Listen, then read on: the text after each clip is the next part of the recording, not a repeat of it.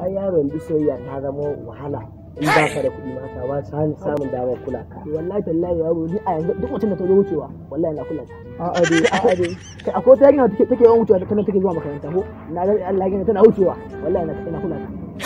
Allah ya baka sa'a. Wallahi sai da wallahi sai da ka Hege baki.